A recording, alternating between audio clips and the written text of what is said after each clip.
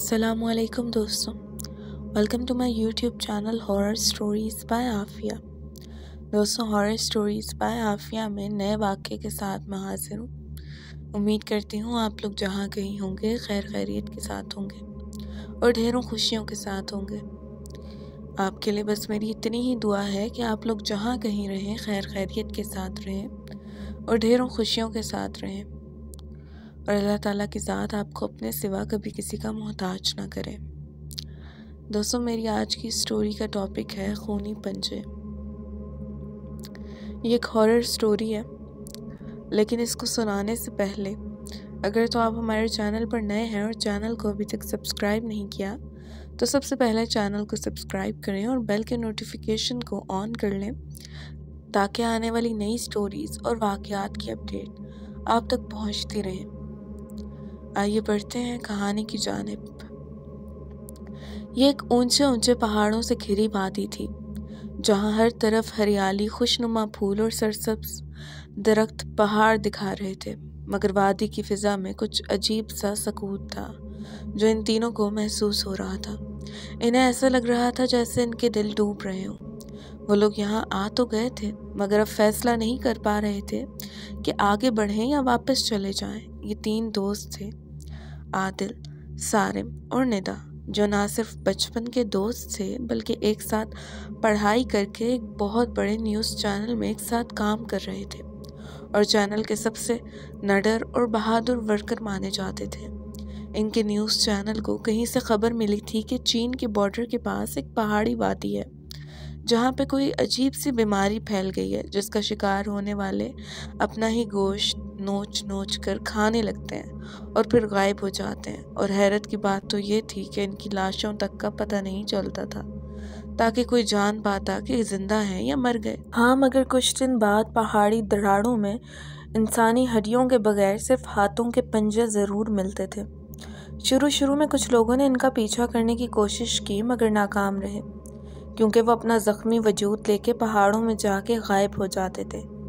खून के धब्बे पहाड़ों के दरमियान जाकर ख़त्म हो जाते थे और बारीक बारीक सी दरारों के अलावा कुछ नहीं मिलता था।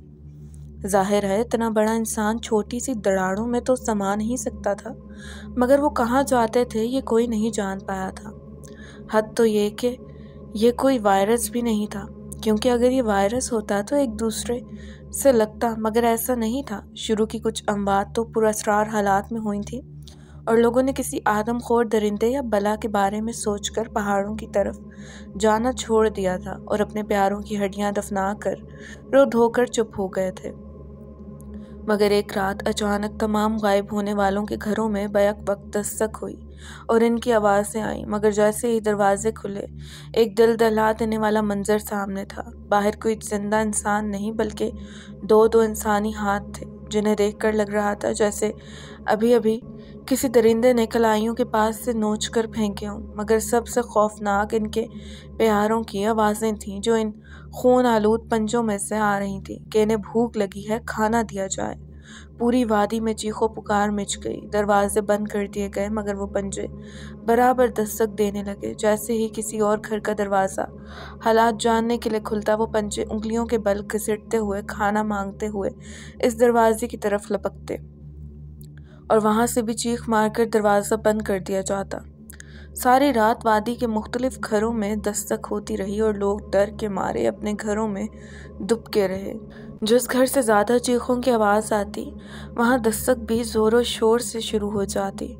सुबह फजर की अजान के वक्त दस्तक अचानक थम गई और सुकून हो गया, मगर माएँ फिर भी अपने बच्चों के मुंह दबा के बैठी रहीं कि इन्हें कहीं दोबारा से ये सब कुछ शुरू ना हो जाए। दिन चढ़े, कुछ बहादुर नौजवान हिम्मत करके घरों से असला वगैरह लेकर निकले, मगर बाहर मुकम्मल सकूत था। हाँ, मगर गलियों में खून की लकीरें और गोश्त के लोथड़े बिखरे हुए थे। कुछ दिन तो लोग डरे सहमे रहे और शाम के बाद ज़रूरत के लिए भी घरों से निकलना तर्क कर दिया, मगर दोबारा ऐसा वाक़या नहीं हुआ। कुछ दिन वादी में सुकून रहा और लोग तकरीबन इस वाक़े को भूल ही चुके थे कि एक रात फिर से वही दस्तक और भूख लगी है।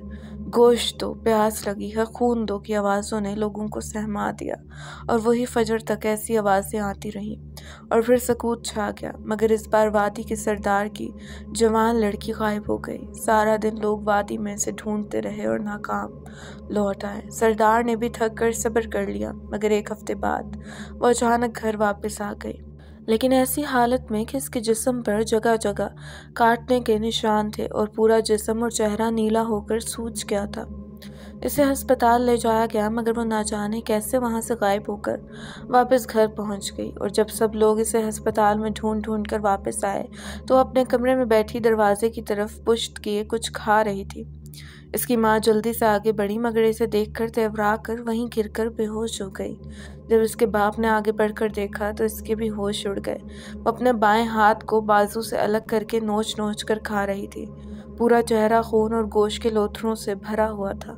आंखों के डेले पूरे सफ़ेद हो चुके थे। वह बाप की तरफ देखकर मुस्कुराई और भारी मर्दाना आवाज़ में बोली, बहुत भूख लगी है। इसके बाप ने अपनी बीवी को उठाया और फौरन कमरे से बाहर भागा और अपने नौकरों को इसे पकड़कर बांधने का हुक्म दिया। मगर जैसे ही वो लोग डरते डरते आगे बढ़े, वो जानवरों की तरह गुर्राने लगी और हाथ वहां ही फेंक कर जिस लगाकर पलक झपकते में वहां से बाहर भाग गई। इस दिन इन कमज़ोर अकीदे के लोगों को ऐसा लगा कि जैसे वादी पर भूतों ने कब्जा कर लिया है जो सबको खा जाएंगे। इसीलिए वो घरों में दबक गए। लड़की का हाथ उठाकर कब्रिस्तान में किसी जगह दबा दिया गया, मगर इसके बाद भी यह हादसात मुसलसल हो रहे थे। गलियां और बाजार सुनसान हो गए थे, मार्केटें वीरान पड़ गई थीं। न्यूज़ चैनल वालों को कहीं से यह खबर मिल गई थी तो इन लोगों ने इन तीनों को इसकी डॉक्यूमेंट्री बनाने के लिए इस वादी में भेजा था। वहां आते हुए तीनों को ये सब फिल्मी कहानी जैसा झूठ लग रहा था, मगर अब वहां की वीरानी और हौलनाकी देखकर इनके दिल घबरा रहे थे। तीनों अपनी अपनी जगह बहादुर बनकर दिखा रहे थे, मगर अंदर से तीनों ही डरे हुए थे। वो लोग इस वादी की मेन मार्केट के दरमियान खड़े थे, जहां दुकानें तो खुली हुई थी मगर कोई जी नफ्स दिखाई नहीं दे रहा था। चलो गाड़ी चलाओ और किसी होटल पर पहुंचो, मुझे भूख लगी है। बिला आखिर निदा ने खामोशी को तोड़ा और ड्राइविंग सीट पर बैठे हुए सारिम को पीछे से मुक्का मारा। वो हड़बड़ा कर जल्दी से गाड़ी स्टार्ट करने लगा। इतने में निदा ने पानी की बोतल उठाकर पीछे बैठे आदिल के मुंह पर मारी, जो मुंह खोलकर इस खाली बाजार को देख रहा था। क्या तकलीफ है तुम्हें, छिपकली कहीं की? मुझे बोतल क्यों मारी? वो निदा को घूर कर बोला। मुंह बंद करके भी बाजार को देखा जा सकता है, मेंढक कहीं के। वो भी दू बदू बोली। इन दोनों की नोक झोंक से तीनों का ध्यान भट गया। सारिम ने गाड़ी स्टार्ट की और दूर से नजर आते होटल के साइन बोर्ड की तरफ चल पड़ा। जल्द ही वो लोग एक बहुत बड़े होटल के सामने पहुंचे और जल्दी से अपना सामान उठाकर अंदर चल दिए। होटल में भी खामोशी और वीरानी छाई हुई थी। थोड़ी देर इधर उधर का जायजा लेने के बाद निदा बोली, भूख के मारे मेरे पेट में चूहे दौड़ रहे हैं, मगर यहाँ तो कोई नजर ही नहीं आ रहा। निदा खाली लॉन्च को घूरते हुए बोली। सारिम ने आगे बढ़कर रिसेप्शन पर लगी हुई घंटी बजाई और इंतज़ार करने लगा। घंटी तो वो लोग रिसेप्शन पर बजा रहे थे, मगर ऐसा लग रहा था कि घंटी की आवाज़ कहीं दूर से आ रही है। सारिम एक दफ़ा घंटी बजाकर पीछे हट गया, मगर आदिल आगे बढ़कर बार बार घंटी बजाने लगा। सारिम ने इसे घूर कर देखा, मगर वो इसकी घूरियों को नज़रअंदाज करके बार बार घंटी बजाने लगा। इतने में बाएं तरफ वाली राहदारी से खौफनाक सी शक्ल का आदमी नमूदार हुआ। इसके काले रंग और लाल आंखें देखकर निदा ने खौफ से झुरझुरी ली। सारिम ने आगे बढ़कर इसे अपना तारुफ करवाया तो आदिल, जो इस आदमी को गौर से देख रहा था, इसने महसूस किया जैसे न्यूज़ चैनल का सुनकर एक पल को वो आदमी चौंकने हो गया, मगर फिर नॉर्मल हो गया। सारिम ने एहतियातन 3 सिंगल बेड वाला एक ही बड़ा हॉल कमरा बुक करवाया था ताकि वो लोग एक साथ रह सकें। सारिम के किराए के बारे में कुछ पूछने से पहले ही वो आदमी जुमाइनी अंदाज में निदा की तरफ गहरी नज़रों से देखते हुए बोला, किराया रहने दो, अगर जिंदा रहे तो एक साथ ही जाते हुए दे देना। इसकी इस बात पर तीनों ने हैरान होकर इसे घूर कर देखा, जिस पर वो गड़बड़ा के बोला, मेरा मतलब है कि यहाँ हालात बहुत ख़राब हैं, वैसे भी होटल खाली पड़ा हुआ है, आप लोग आराम से रहें और बिला ज़रूरत अपने कमरे से ना निकलें। कमरे में इंटरकॉम लगा हुआ है, खाने के लिए इंटरकॉम से 3 का बटन दबाएं और किचन में कॉल करके खाना मंगवा लेना। ये कहकर वो तेज़ी से जिधर से आया था इधर ही वापस चला गया। यह आदमी कुछ अजीब नहीं था? आदिल ने इसके जाने के बाद इसकी पुश्त को घूर कर देखा। पता नहीं यहाँ पर किस तरह के हालात हैं और यह सब कैसा चल रहा है। अभी तो बाहर निकलेंगे तो पता चलेगा। फ़िलहाल चलो कमरे में चलते हैं। वो लोग एक बड़े हॉल नुमा कमरे में पहुंचे जहाँ पर 3 बेड एक तरतीब से लगे हुए थे। तीनों ने अपना सामान फेंका और सोफ़ों पर जूतों समेत चढ़कर बैठ गए। निदा के कहने पर आदिल ने आगे बढ़कर इंटरकॉम पर खाने का ऑर्डर दिया और ख़ुद खिड़की पर जाकर खड़ा हो गया। गलियाँ और बाजार सुनसान पड़े थे और गलियों में जा बजा खून और गोश्त के निशान को दूर से ही देखा जा सकता था। गाइस इधर आओ, कुछ दिखाऊं, आदिल जोश से चिल्लाया। वो दोनों जल्दी से उठकर आदिल के पास आए और जिधर वो उंगली से इशारा कर रहा था वहां देखने लगा। निदा ने जल्दी से अपने बैग में से इंस्टेंट फोटो कैमरा निकाला जिससे तस्वीर फौरी प्रिंट होकर निकल आती है और छत पर बैठी इस लंबे बालों वाली लड़की पर फोकस करने लगी जो इनकी तरफ पुश्त करके बैठी कुछ कर रही थी।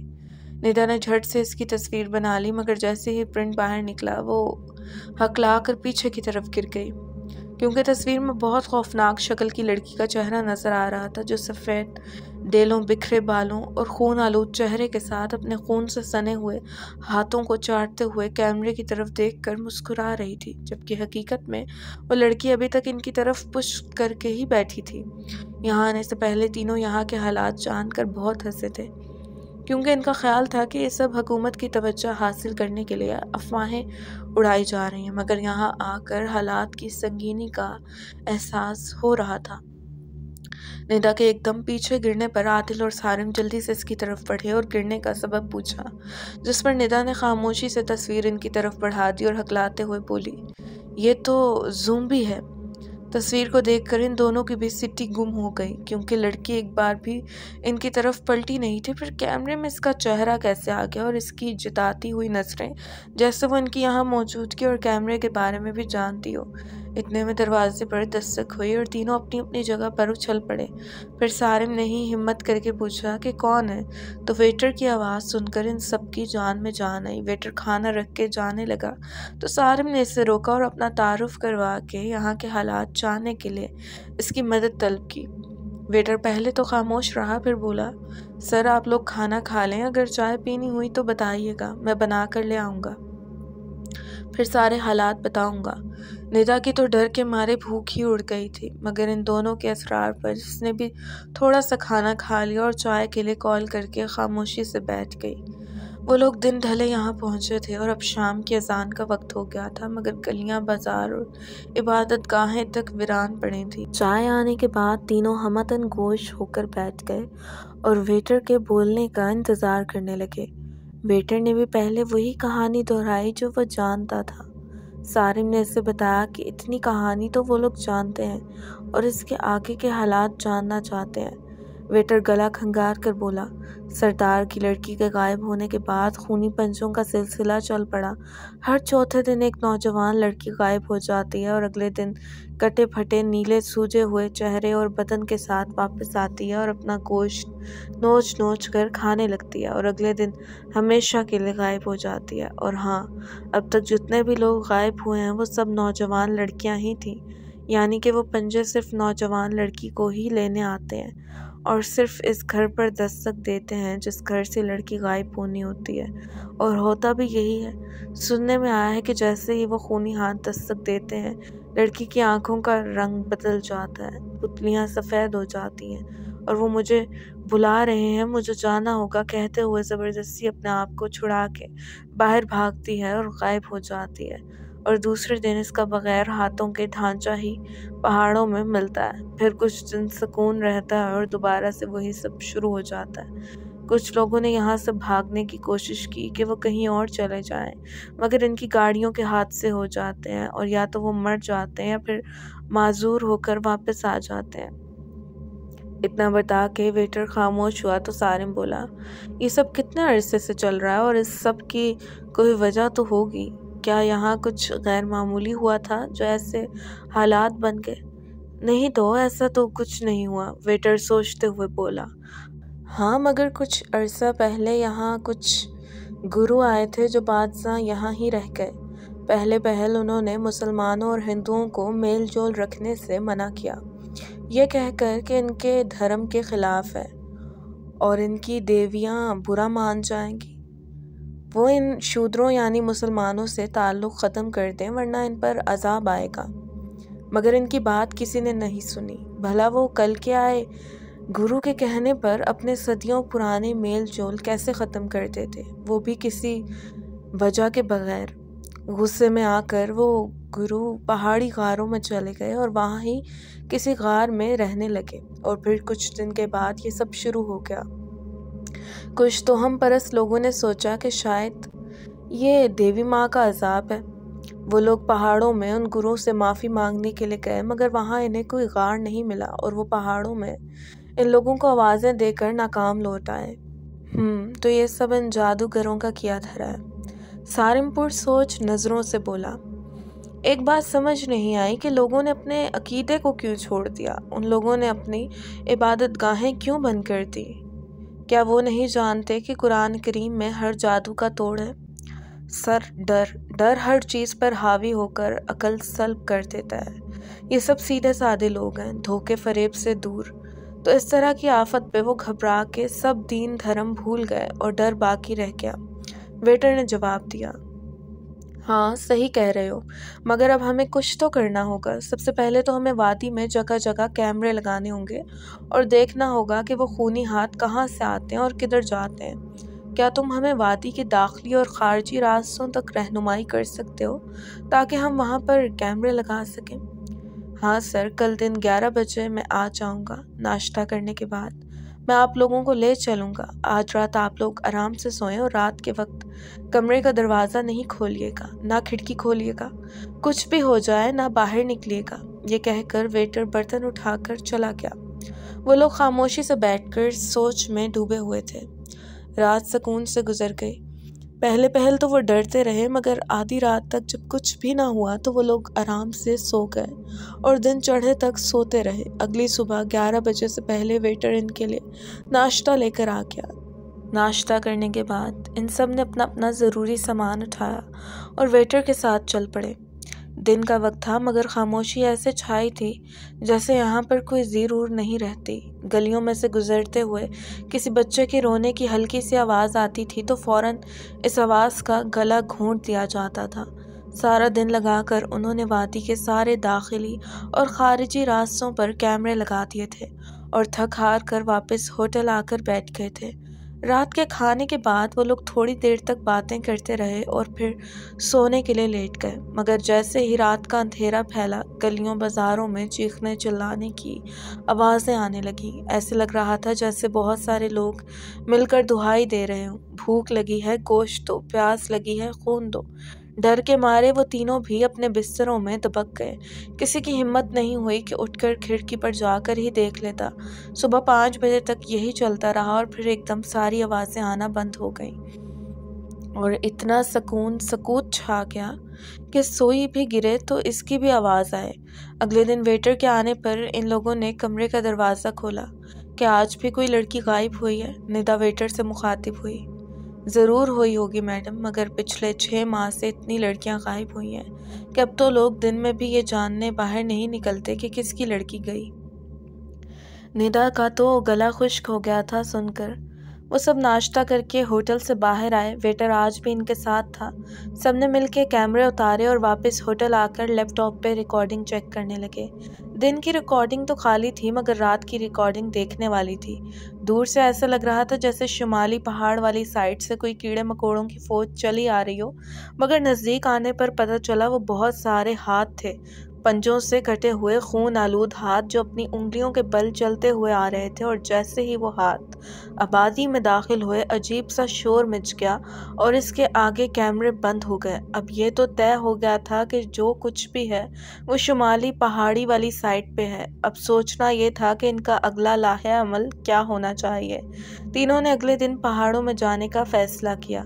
अगले दिन वो लोग वेटर को लेकर शुमाली पहाड़ वाली साइड पर चले गए। रास्ते में जगह जगह ताज़ा खून और गोश्त के लोथड़े नज़र आ रहे थे।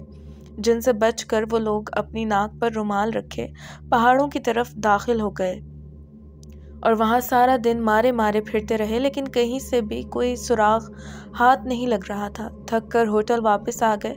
वेटर के कहने के मुताबिक अब अगली दफ़ा इन पंचों ने 3 दिन के बाद आना था। 2 दिन उन्होंने होटल में बैठकर चैनल वालों से राब्ते की कोशिश में गुजारे और आखिरकार वीडियो ईमेल करने में कामयाब हुए और सारे हालात भी लिख भेजे। तीसरे दिन की सुबह उन्होंने शुमाली पहाड़ों में जाके सारी वादी में जगह जगह खुफिया कैमरे लगा दिए। साथ साथ अपने दिल में कुरानी आयात का विर्द भी करते रहे, क्योंकि वो जानते थे ये जो कुछ भी है ये काला जादू है और कुछ भी नहीं। इस रात फिर से वही शोर शराबा जारी रहा और वो लोग अपने कमरे में पड़े सुनते रहे। अगले दिन जब वो लोग कैमरे लेने गए तो वहाँ कैमरों की जगह पे उनके टूटे हुए टुकड़े पड़े थे। तमाम के तमाम कैमरे तोड़ दिए गए थे और ये किसी गैर इंसानी मखलूक का काम तो बिल्कुल भी नहीं था।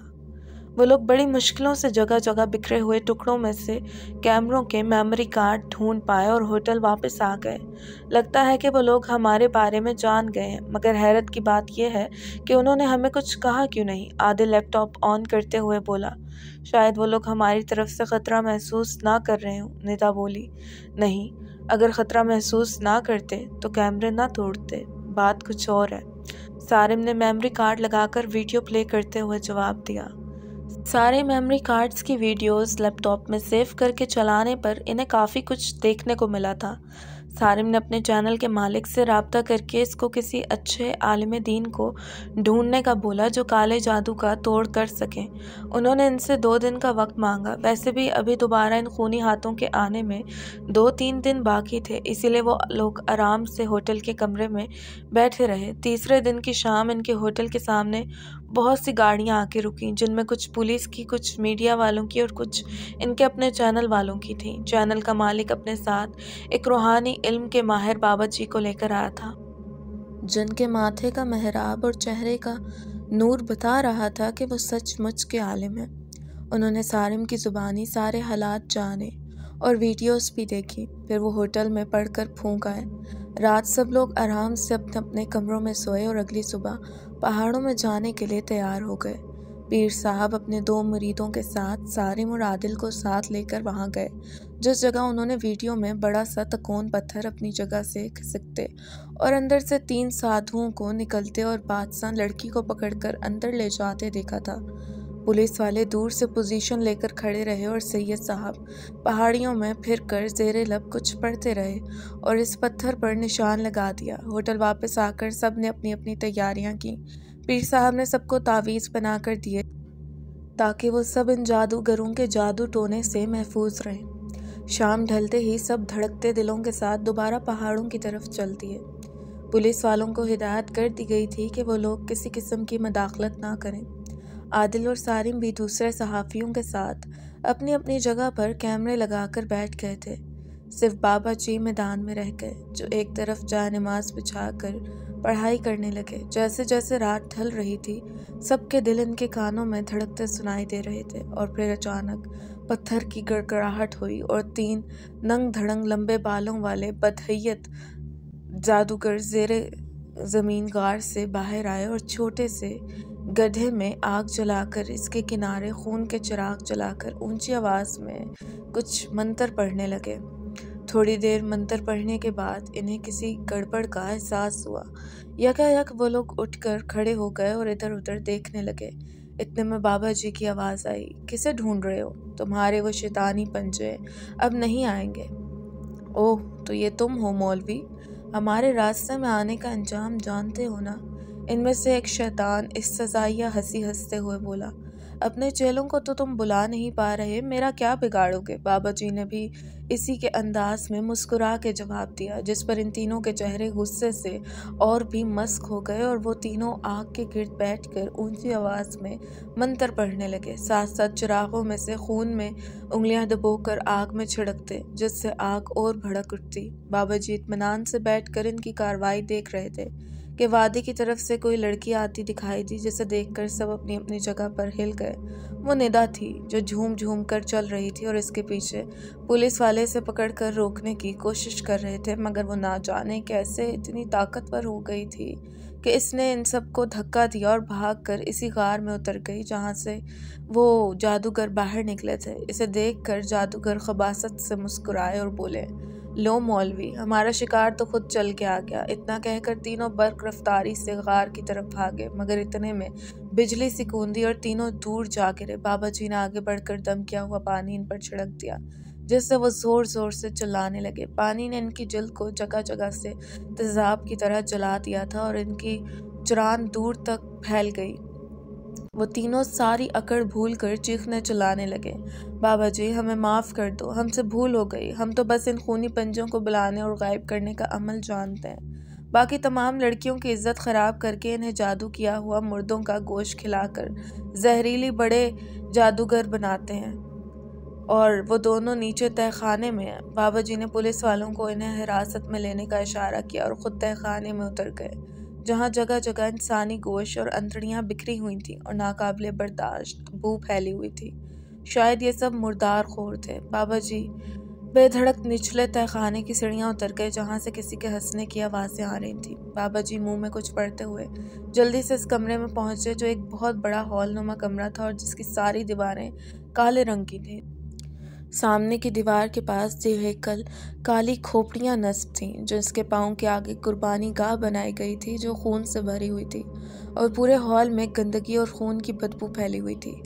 बाबा जी ने जल्दी जल्दी में कुछ पढ़कर उस खोपड़ी की तरफ फूंका तो उसमें से चीखने चिल्लाने की आवाज़ें आने लगीं। ऐसा लग रहा था जैसे कई बदरूहें मिलकर बैन कर रही हूँ। बाबा जी निदा के हंसने और जादूगरों के श्लोक पढ़ने की आवाज़ों की सिमत का अंदाज़ा करके आगे बढ़े और खोपड़ी के पाँव के पास बना हुआ खुफिया लीवर खींच दिया। गड़गड़ाहट की आवाज़ उभरी और खोपड़ी के पीछे चकोर सा खाना बन गया, जहाँ से तहखाने की सीढ़ियाँ नजर आने लगी।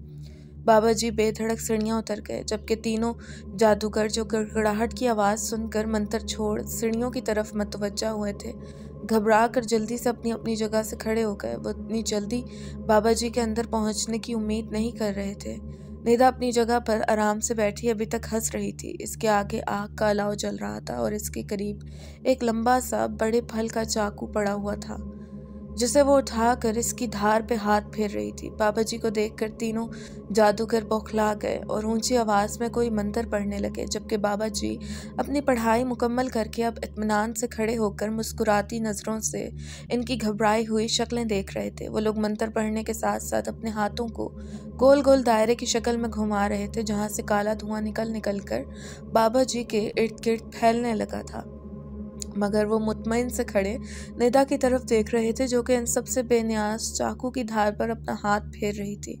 जैसे ही बाबा जी ने निदा की तरफ कदम बढ़ाए तो उनमें से एक जादूगर गरजा, वहीं रुक जाओ मौलवी, हमारे काम में दखल अंदाजी मत करो वरना अंजाम अच्छा नहीं होगा।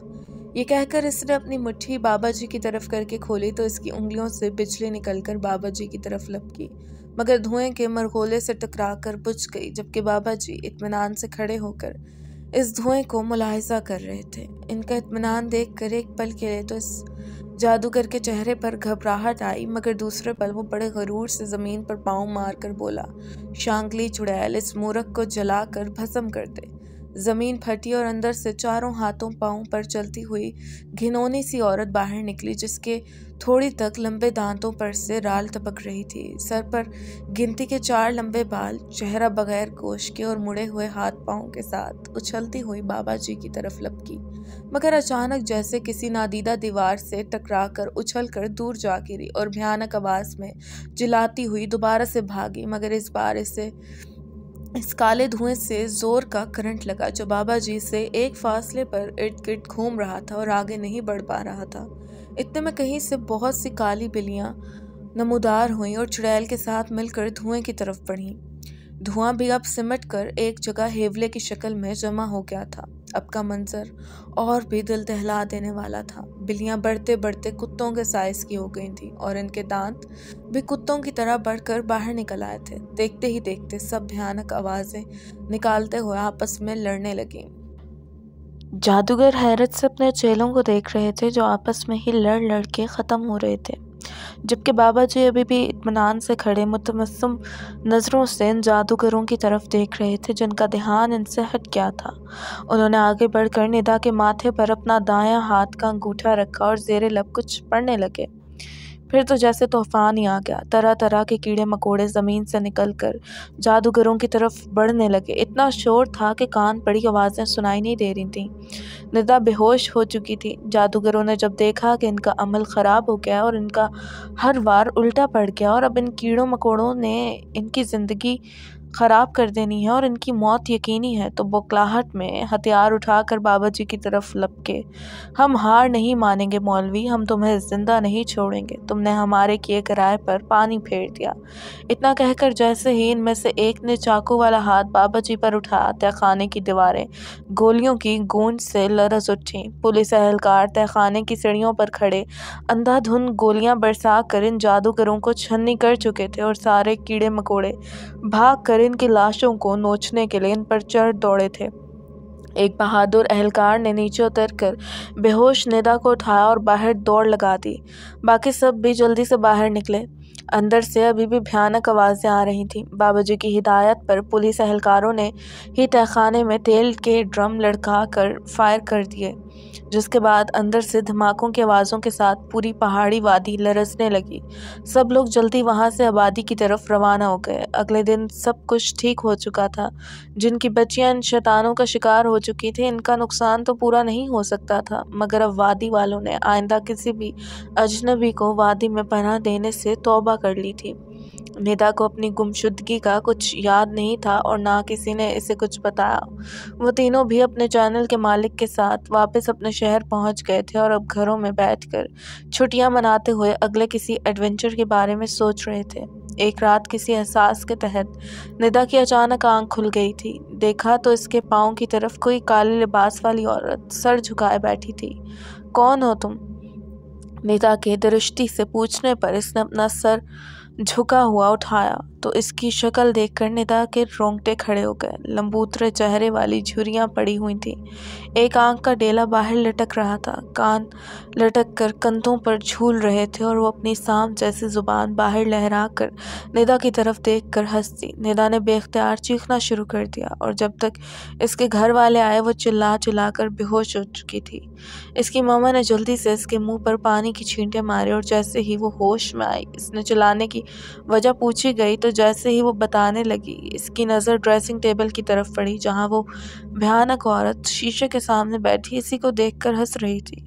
इसने शीशे की तरफ इशारा करके फिर से चिल्लाना शुरू कर दिया। इसकी मामा को कुछ समझ नहीं आ रही थी कि इनकी बेटी को हो क्या गया है, क्योंकि इन्हें तो वहाँ कुछ भी दिखाई नहीं दे रहा था। अब तो ये मामूल बन गया था। वो औरत हर वक्त निदा के आसपास भटकती रहती और निदा चीखती चिल्लाती, चीज़ें उठा उठा कर दीवारों पर मारती रहती। वो नीम पागल हो गई थी। इसके घर वाले इसका इलाज करवा करवा कर थक गए, मगर कुछ फ़र्क नहीं पड़ा। वो शैतान की कुर्बानी से बचकर वापस आ तो गई थी, मगर वो शैतान का शिकार थी, तो वो कैसे अपना शिकार छोड़ सकता था। इसीलिए इसने अपनी ख़ास चेली निदा के सर पर मुसल्लत कर दी थी।